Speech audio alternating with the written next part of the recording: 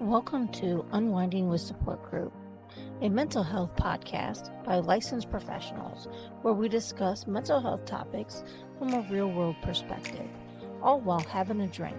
So hang out, have some laughs, enjoy the ride, and maybe learn a bit. All right, this is episode, what did I say? Fucking 12. Goddamn. Of Unwinding with Support Group. I am Arlene. I'm an LPC. With me today, I have Jackie. She works with substance use, and she's also the founder of the Stay Chosen Foundation. And before I introduce her, I am drinking Seagram's Escape, the Jamaican Me Glow, and I swear I am almost done with these motherfuckers. I promise I got like one left, people. Then I really am going to drink some wine. Jackie? I am double fisting coffee and water. Which actually, okay, speaking of drinking water, all right, as a person in recovery, so this has actually been boggling my mind like all day, so I'm hoping you can assist me with it. So, person in recovery, mind my business, drinking water. If Jesus descended from the heavens above and turned my water into wine and I drink it, is that a Oh, I'm asking for a friend. We're starting on a deep subject. I'm asking for a friend. Many friends probably. So choose carefully. Everybody in addiction was just like, hold on, I need the answer to this right fucking now. I didn't know this was a question I needed answered to till now, but now I fucking get. Okay, is all water wine or just your water? Jesus, well, because Jesus is, just mine, I suppose. He came down, he turned my water into wine, I drank it. Did I relapse? I mean, it's at least a slip. Oh, shit. Because you had another option. That's why I asked if all water. See, this is where my mind goes back and forth, though, because it's like, okay, like the 12 steps say, to like surrender yourself to a power higher than yourself. And then that power came and turned my water into wine. So it's Jesus' fault? I just do the typical ass thing, So. Oh, fucking Jesus. You made me relapse. What am I supposed Explain to that do? to your fucking counselor and intake or whatever. How you go back to NA and AA and say, you know what? It was my higher power. Jesus made me do it. Next time I'm picking the tables.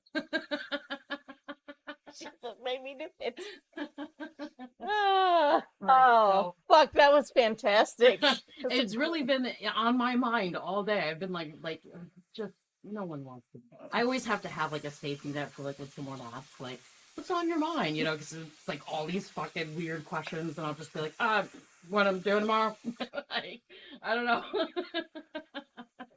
Oh, that was good. That's a great way to start this off. All right. Not what we were gonna plan on talking about. I mean, but it's a great way to start this. I try. Oh, that's just trying to broaden your audience. My audience now is like, what the fuck is going on? I mean, to be honest, if they weren't saying that before. I was gonna say, you told me to be myself, and I'm just wondering how quickly you'll regret that. Not ever. Not never. Do you want to talk a little bit about what the Stay Chosen Foundation is before we jump in? Yeah, sure. So, Stay Chosen Foundation is a small nonprofit company foundation, whatever. Put me right on the spot there. Let me pull up my mission statement.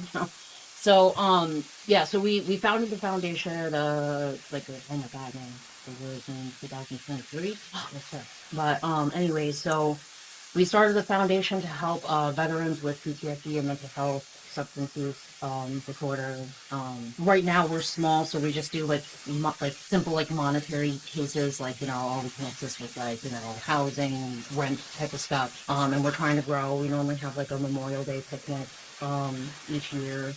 And really, we started the foundation because my brother AJ was a vet and he passed away, and so we just kind of wanted to bridge that gap between the community and vets, because there's a significant gap which I feel like we'll probably get into with that podcast, and like bring awareness. I don't know. There's quite a few. Like the mission itself is quite broad, in order to be able to kind of dive into multiple facets of this. So, which makes sense because it is a giant problem. Mm-hmm.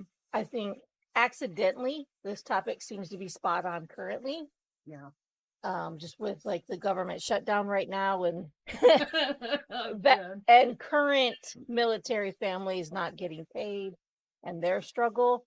So I just feel like this is accidentally spot on, and how that will impact veteran services as well. So there's just, it was an accident, but it was a timely accident.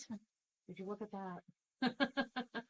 But that is our topic today, everybody. We're going to talk about veterans and mental health, and that can be a lot of things because it covers a lot of things. So on that, is there any particular place you would like to start?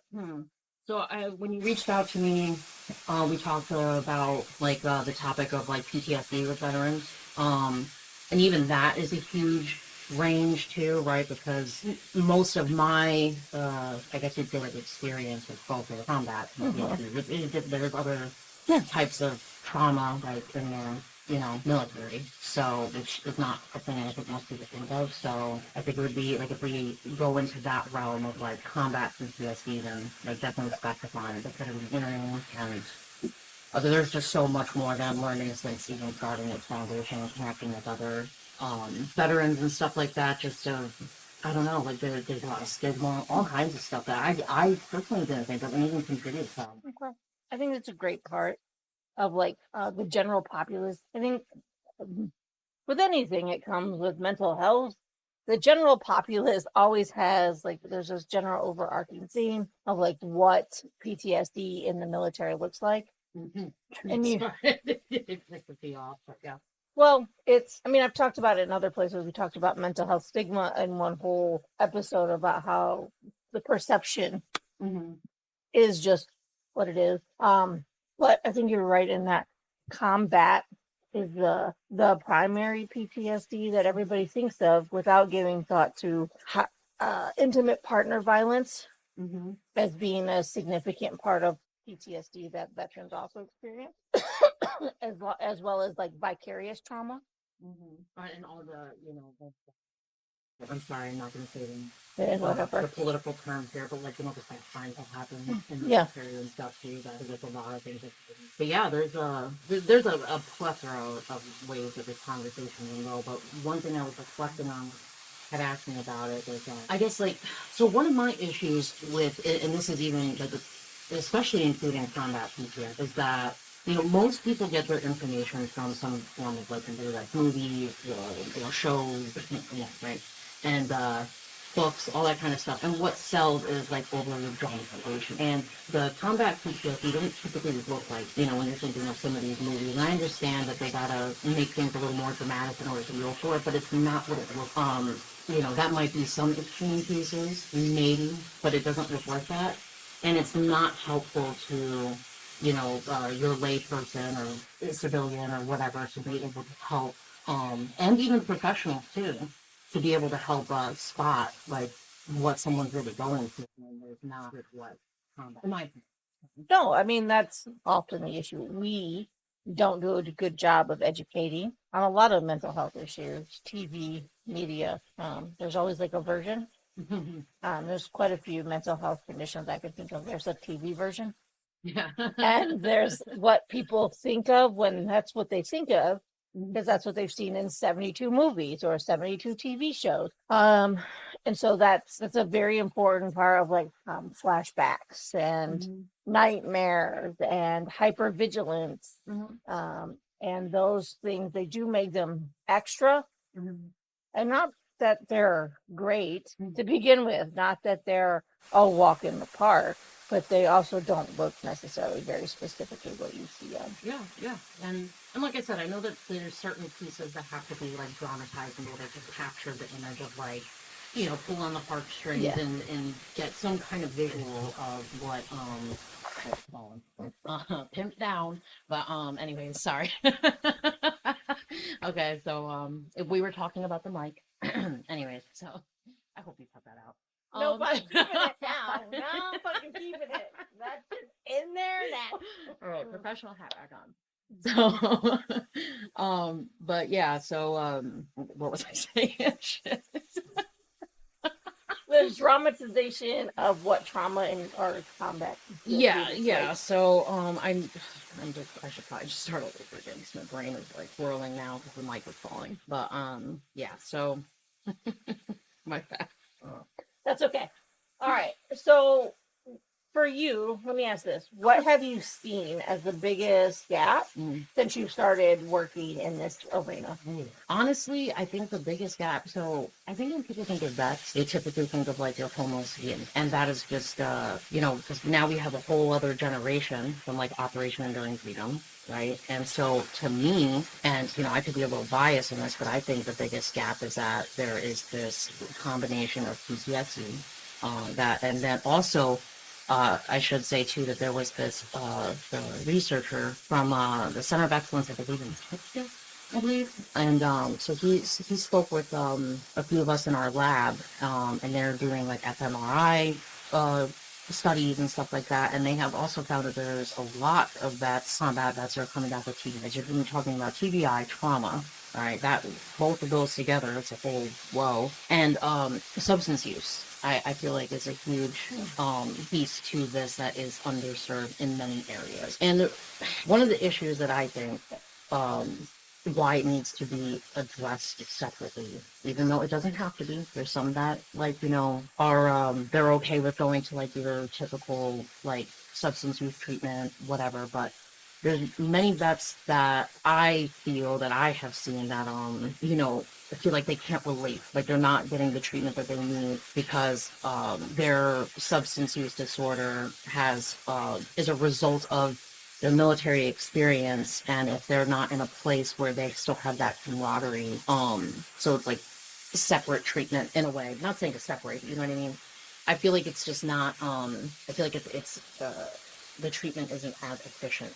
Like they should have, like just like when you go to any like type of IOP or not any, but a lot of places they'll have like gender specific groups or whatever that they need to offer more for veterans, so it's specific to them, so they can address certain pieces that other people would not be able to identify or relate. I think that's very true because alcohol specifically is very cultural in the military as well. And so if you add in the right trauma, the right circumstances, the right genetic makeup, addiction is the hop, skipping, and jumping away. Because culturally, alcohol is the thing to do in the military. Yeah, I actually know quite a few people who served that, like, and not that they're have like a substance use disorder now, but literally have told me that like I never drank anything, or I didn't smoke cigarettes or whatever, and that's not like demonizing, Yeah, but it's just part of it. Yeah, it's a cultural thing, and so if you don't also address that, I think it's part of what like where you're going is there's the cultural piece of it, and there is a camaraderie, but it's also like a deeper piece because that's your brother, that's your sister, that's your person. Like you're people that you've experienced things with that, well, you're not going to tell a random person, a civilian, because they're gonna not understand, B, you're not gonna want to. And C, some of that shit you just can't say. Yeah, there's that piece. I mean, there's also like if you, and everybody joins for different reasons, right? But it's like if you're serving, I'm just gonna throw a random thing like to protect, citizens of America, whatever, then I feel that you go to this place where there's other civilians. Why would you explain how that can use to those civilians, right? And then also, I mean, we have. All right, I'm just gonna fucking say it. People are stupid. Okay, and they just because it's like, all right, like because like I worked in EMS or something like that. What is your like random person always ask me? What was the worst call you? It's like what? Thanks. Like now I'm gonna think about that. You know what I mean? Thanks, like, I don't want to think about that. And it's like my worst call probably involved death. Like, thanks though. Appreciate that. And it's like, but I can't tell you how many times I've been asked that. And it's whatever, like, but there's like I've sat in on like a couple like different types of like veteran committee meetings and things like that, and I just think it's insanity how many people have to address like to never ask a combat vet if they've killed someone, like things like that, where like, and I swear, like I can't make this shit. I know you're not making it up, and it's the fact that like, hey, you should probably not ask somebody if they killed somebody when they went to war. Yeah, like what? I'm sorry, but like Hello, yes. But the thing is, this is why I said like I had to like preface with like people are stupid because I can fucking see it. Like that's the reason why I'm just like I can literally see someone just be like, "Hey, just shoot someone. Did they How, die?" You how, know, how like many people did you shoot? Did you do it from long range or close up? Did you see them die, like in the eye? And I probably should have prefaced all that with a trigger warning. Sorry. you're gonna need quite a few warnings. We'll pre-record one. But my point being is like that's like it's more, and I get morbid curiosity. I do understand, like there's a human thing to that. But you think the person who's done that wants to be like, yeah, Yeah, like 72 kills, yeah, yeah. Got a tattooed right here, man. all of them close range. Couple friendly fires, just fucking Fine. cause. Right, like Like it makes no sense. And that's the sad thing of like the world that we live in, that you would even have to say like that. It's just, yeah, I don't get it, but yeah, I mean, I can see it, and I can even see some professionals doing it. Because let's just be real, some professionals should not be in the fucking field. That's a whole other topic, that I can rant for quite some time about. that's So last episode. That's last episode. Last episode. well, damn it, where was I? No. Uh, so, so yeah, I mean, it is sad that it's one of those things that have to like continuously be addressed. It is a thing, and it's sad. no, I think you're right. Of like, it's also something important for like civilians to identify, but also like if you served, that you, it's okay to find your population. Mm-hmm. It's okay to find your group of people. It's okay to say these, I don't fit here, because it's not necessarily like a bad thing. There are pieces that like the military ingrain, Mm-hmm. Mm-hmm. and those don't just go away. Like There was this I want to say it was a documentary, but I can't remember, so I don't want to like it. But I believe they talked about like for one, some of the issues that we have, like the differences of like some of the men and women now like returning home, but before in like previous wars, these men who served together like returned back home by ship, so they had a long time or more time to decompress, process it together, whatever way that looked like, probably not even like purposeful like the way we do it now. yeah.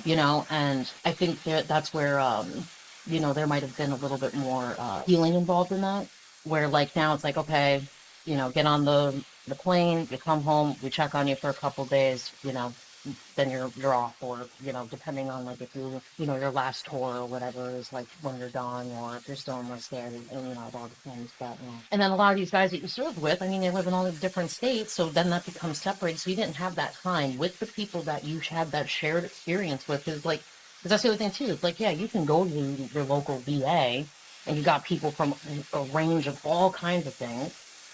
The majority of veterans didn't serve in combat, so there's that piece too, right? So just because you're going to your VA doesn't even mean that, like, you're going to be around the same people who have similar experiences or the people that you served with. And I think that's a huge missing piece that, like, could actually maybe solve some of the issues. And unfortunately, I mean, Operation Enduring Freedom's done, but not unfortunately, but unfortunately that it wasn't a thing like thought about, that we had some kind of like, okay, like like you have a boot camp to go in, you need a boot camp to go out, Yeah, decompressing. yeah. So and it's I think it's just fucking a lot of people up. There was also this book I read, and this is a whole other philosophy that I'm not sure you would even want to like dive into, but it was I can't remember the name of it, but I really liked what he was talking about, because like it was like kind of addressing how like PTSD was like battle for shell shock and battle fatigue and stuff like that. And a lot of people, except for like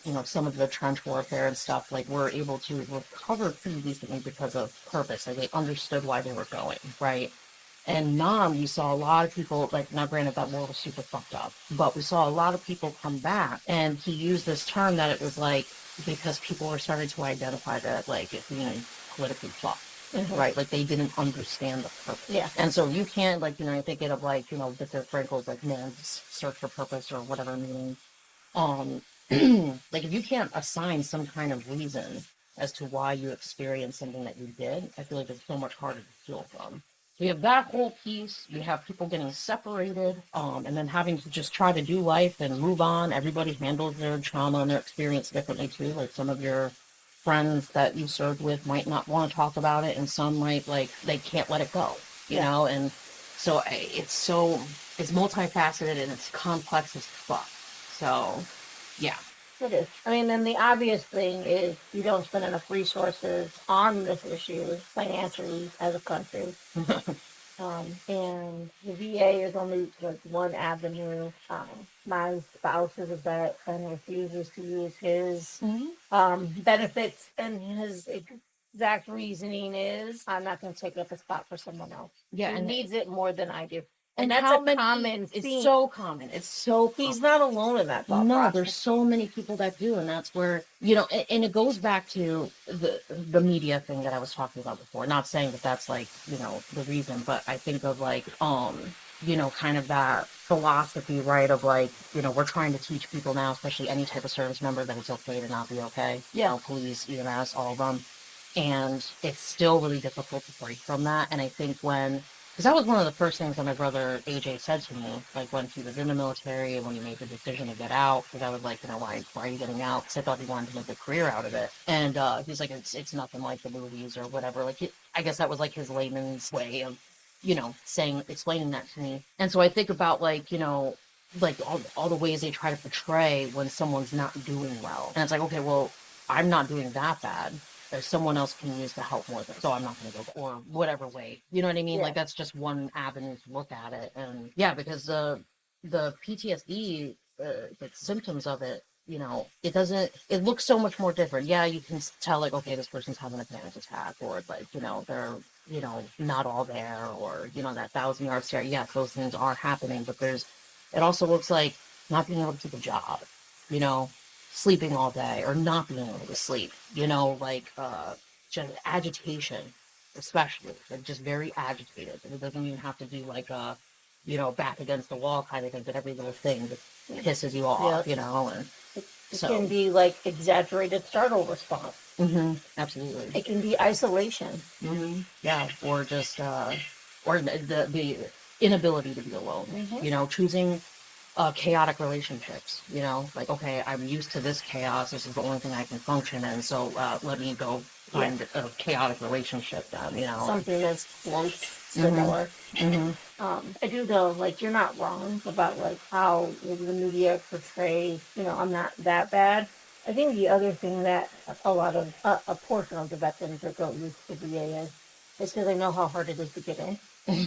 Yeah. And so they don't want to take a spot from someone who is like for real needs a spot. And I know like that's James's reason for not. There's like somebody worse, somebody like for real, because they're gonna fight tooth and nail to get that. And I can use like commercial purposes.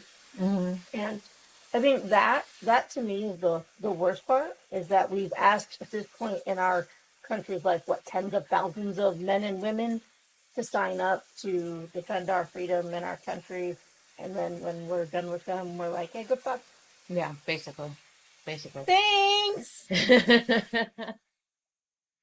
been nice knowing you. Pretty much. Thank you so much for your service. Yeah, go fuck yourself like the rest of us. I just need you to know that every time we go to Lowe's and James gets his 5% off, and they say, thanks for your service, he's like, yep, that's why I did it. For my 5%. It's for my military discount. Oh my god. Because, yep. You know, okay, you know something funny though is, and I called AJ about this because, you know, I was really, you know, I still am, like, very proud of, like, you know, they serve and stuff like that, and so I was one of those people like, thank you for your service, blah, blah, blah, right? Oh.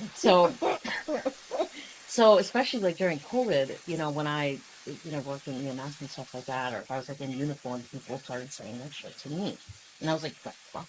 Like, it made me feel so uncomfortable. So, because, like, AJ would get uncomfortable. So I called him, and I was like, I fucking get it, dude. I'll never say that shit to you again. Like, I was like, oh.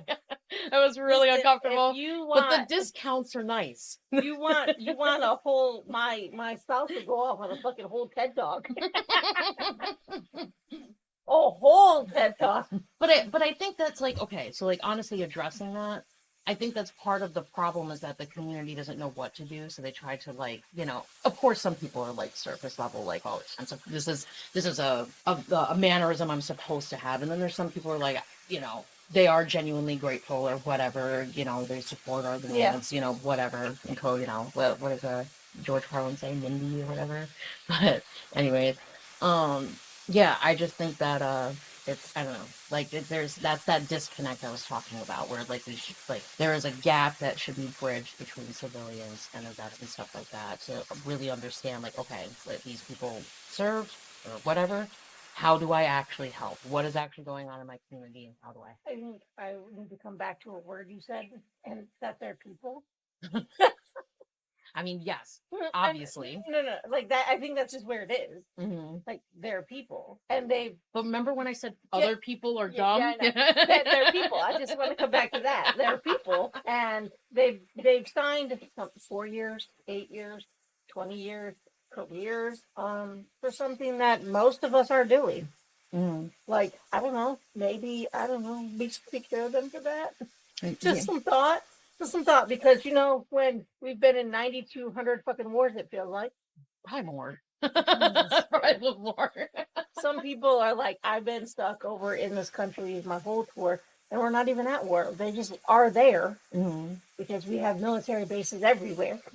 So, like, okay, so we've asked this of them. They've signed up for it, sure, but we then have asked them to live in a whole other country for God only knows how long. And then they come home, and we're like, thanks, guys. And there's just a sense of like, okay. And their military pay really isn't all that great. Oh my God, no, it's terrible.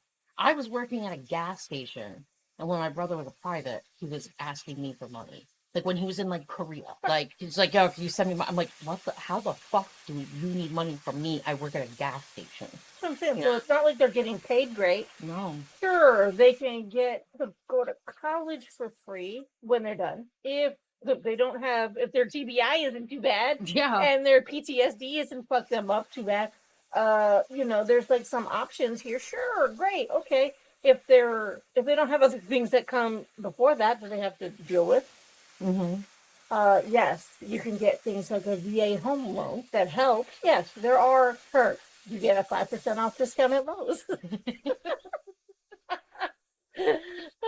That's what it's all done for, ladies and gentlemen. Fucking Lowe's. And you got the parking too. Oh. Yeah.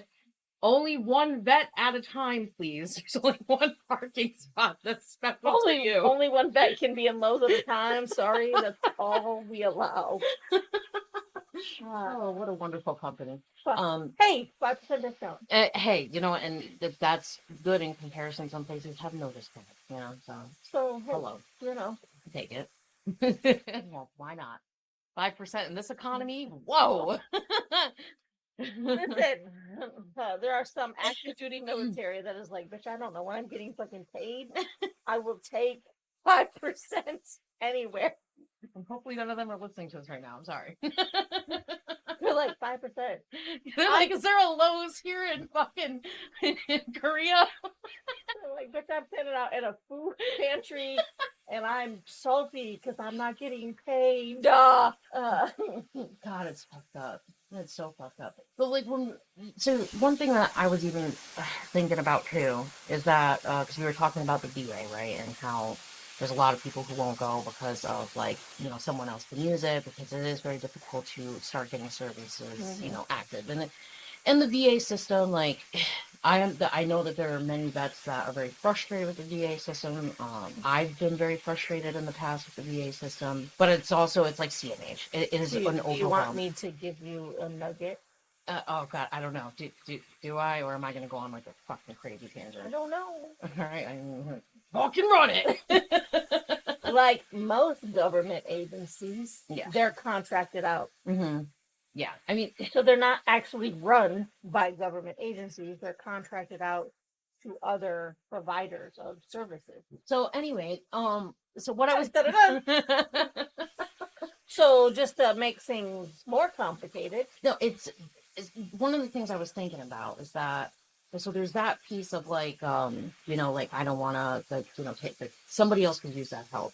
But I think also with this other, generation of vets coming in now too, is that there's the not wanting it on their record, right? Because there's a whole stigma piece with, the mental health and the substance use and stuff like that. There's still, quite I'm pretty much zero tolerance, right? And now we can, this is a whole other type of conversation to have as far as like whether somebody should be enlist or whatever, but there's a lot of people who like, and I know it was one of my brother's issues with that he didn't want to go to the VA because he didn't want to address a problem because he wanted to enlist. And the philosophy really behind that is not being able to let go of that identity of being a soldier. Um and understandably, Yeah. but I think that's one of the biggest issues too, is that most people don't want to address a problem because they don't want it on their record of, hey, I have a problem, and then get like, some kind of like penalized for it or something Right. like that. Then you identify that you have PTSD or you're depressed, Mm-hmm. and now you can't re-enlist. Mm-hmm. Yeah. Because that was one thing that my brother specifically kept saying, was that like he needed to re-enlist. Like I think because of like his experience, he felt like he had like unfinished business in Afghanistan, and so he just didn't want any of that stuff on his record. And so which made it extra difficult, because it's like, okay, trying to respect your wishes, but like, dude, like we can't do this. You know what I mean? Yeah. So it got very complicated, and I don't think that's a unique story for a lot of these younger veterans. No, I've encountered that a few times with people who are young and seeking mental health services. But the minute they find out the diagnosis gets sent to their insurance, they don't want to do it because they know they're going to. Yeah, and it's sad, because the thing is like, realistically, and I remember us talking about this years ago, because I was working on that like, project of like interviewing different people with trying to correlate the issues with the PTSD and stuff like that. And yes, obviously somebody who's traumatized, we don't want to continuously re-traumatize them, right? But that doesn't mean that there aren't other jobs that they can do. And also it doesn't mean that somebody can't heal and be healthy. And let's be fucking realistic with the people who are like recruiting. I'm sorry, don't laugh at me, but I'm just saying, you're fucking going to these schools, recruiting these fucking kids. You don't know a damn thing about what's going on in their life. Most of these fucking people already have trauma. Most of them probably already have some form of PTSD or some kind of behavioral disorder or substance use issue that they're trying to find a way out of. So they're like, let me join the military to get my life together. Yep. They're already fucked up. And then you send them off to do, you know what I mean? Yeah. Like, so it's like, fuck you. Just look at, whatever. It pisses me. Clearly. Yeah, sorry. Sorry, world. Welcome to the TED Talk. Thank you for coming to the TED Talk. My TED Talk is all kinds of fucked up, huh? No, I just really think that there's an important piece of like recognizing, right, there is a big disconnect between like the military and civilians and what that looks like. And some of it is experience and some of it is, I will call, willful ignorance. That's mighty nice of you. And then I will say, like, there's just that we don't actually do what we should be doing for people returning home. No. People who've served in our military, and that is just facts. We don't ensure that laws are passed that would benefit them on a routine basis, that legislation and things and financial things are in place to take care of people that we're asking to do routinely put that shit for us as a country, and we don't. We're like, okay, like I said, okay, thanks, bye. Yeah, make a decision. Make a decision. The epitome of make a decision. Basically, like, go fuck yourself. Yeah, to me, hey, turn in your shit on the way out. Can't even keep a fucking souvenir. What kind of shit is that? Nope. Oh my god. No, it's yeah. You can keep all your guns. And give me that though, and thank you, bye. That's pretty much how it goes. Like it's and then like they're like, make good decisions. And then you get in trouble because you didn't make a good decision. And they're like, how dare you not make a decision? I checked on you 72 hours after you got home, and everything was fine. Yeah, and that's okay. speaking of, that's another thing that's like, how are you going to sit there and be like some kind of fucking psychologist or whatever? And it's like, okay, we check on you like 72 hours after, whatever. And I'm not saying that there's not like a few weeks after, whatever, blah, blah, blah. But most of the time, like, everybody knows that, first of all, like, symptoms of PTSD happen way later after the event. Now, there's some people who might have, like, you know, that, like, what is it? Come on, Arlene, alphabet person. What is the name of, like, when it's, the stress response, right away? Yeah, just chronic stress. Yeah, so it's like, so some people might exhibit like symptoms of that right away, but actual PTSD typically happens, you know, and some people might be sooner than others or whatever, but it's like, you know, like, especially depending on, like, you know, you get home, you want to see your family, like, you have all these different things going on, so most of the time people are not, like, flipping out right away, you know, it kind of, and that's a long terminology for me, because I apologize, what was wrong, but, you know, it doesn't come out till later, and by then the military authority like, oh, I mean, you checked your boxes, you're good to go. And then it's like, now it's like, okay, so I recognize that, like, I'm having some issues. Here's a, you know, come back in 30 days. That's when I'm going to schedule your appointment. And we all know, like, anybody who, whether you're civilian or vet or whatever, when you are having an issue going on and you reach out for help and you're like, hey, your appointment's next month. Like, how fucking discouraging. Like, who's going to actually, like, you know what I'm saying? Like, when I'm in the middle of panicking, it's kind of like when a doctor's like, you know, you're having a panic attack, and they're like, have you thought about yoga? I'm like, yes, let me do my fucking downward spiral pose while I feel like the fucking sky is falling on me. Like, where does that make any sense? Where does that make any sense? No. Downward dog, my bad. Downward spiral. I didn't want you to know downward spiral was Listen, anybody who's into yoga, I want one. I want a pose. I want a downward spiral pose. Someone create that now. Woo! That was fantastic. You know what? I'll make a fucking yoga book. We're in there. The downward spiral. Downward spiral. Fucked up warrior. Let's run it. You know what? I feel like that would sell. I feel like we might come on to enough. Your 15th job. Oh, don't fucking start that shit. This is public. But that's an important part you said about, like, it really doesn't matter, like, where you are. If you are having a hard time now, you don't want to call a mental health provider, a doctor's office, anybody, and be like, 6 months? Yeah, because it's like, it took so much to make that phone call, to take that initiative. Like, I remember, and yes, I understand it was during COVID, so I'll give us some grace, but, you know, like, I brought my brother to the VA because he was struggling really bad, and he had been to multiple VAs, multiple states, okay, so not just, like, you know, here in Michigan, but he's, like, in New York, and then in North Carolina, and here, and yeah, he like, you know, he went in for whatever, and it was like, yeah, my appointment's in a month. I'm like, are you fucking kidding me? You know, like, I was just pissed.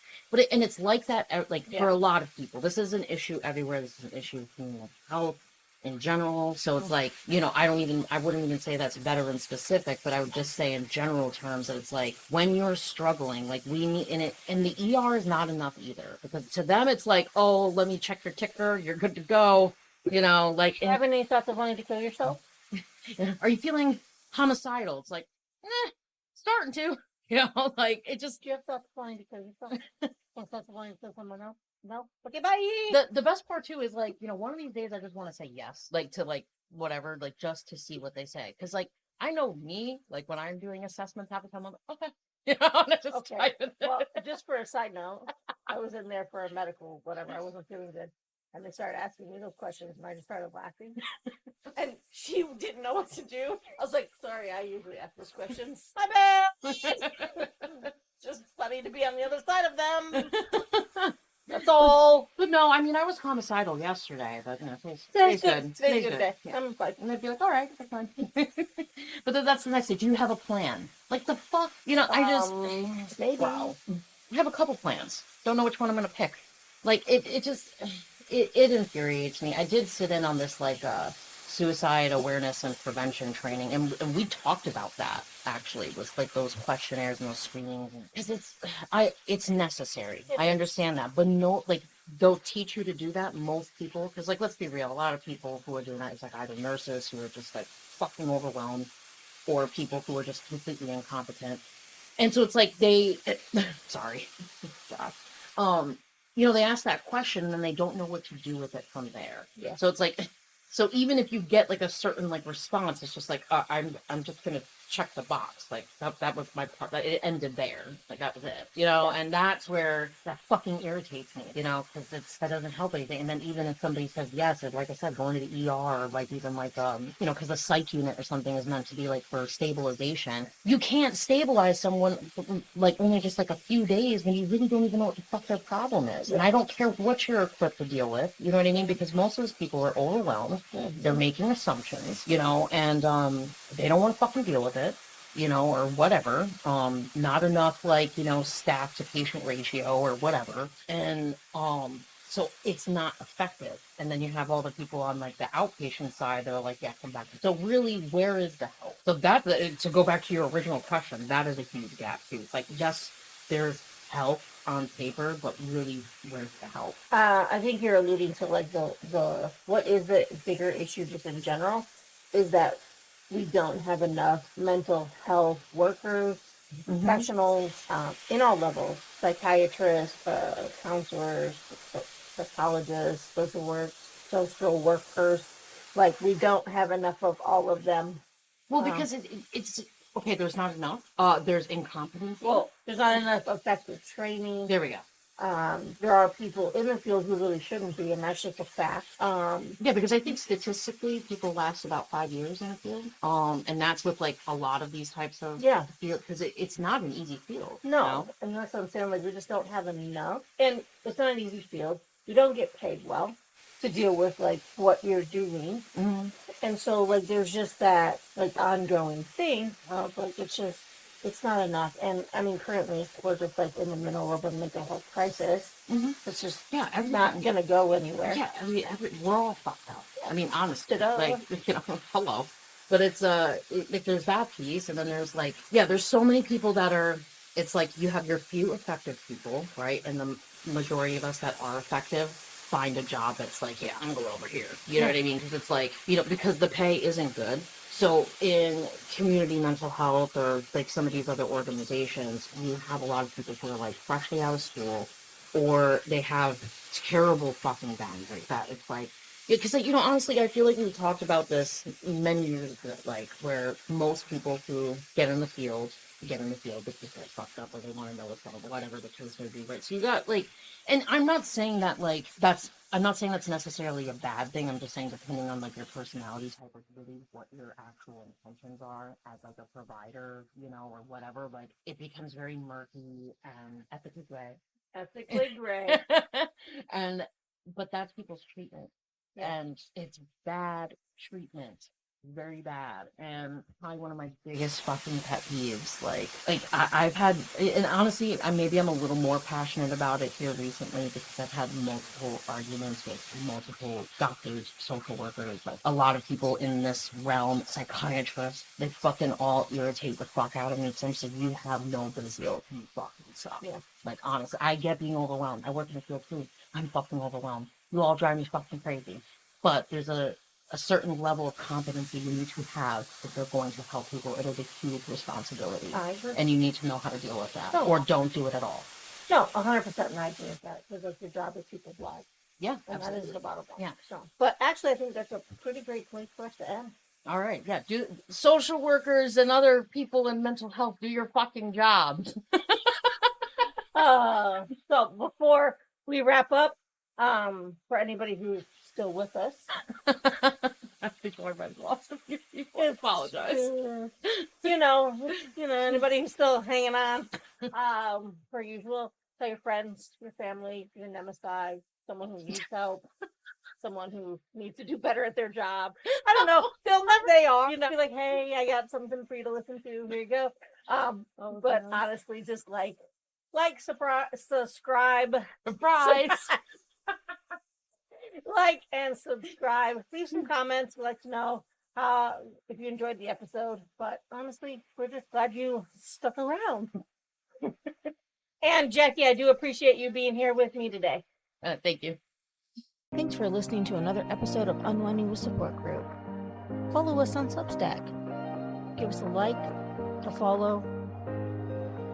Give us a comment. Tell us what you hated, what you like, what you want us to talk about next. Let everybody know where they can find us too. But thanks for hanging out with us once again.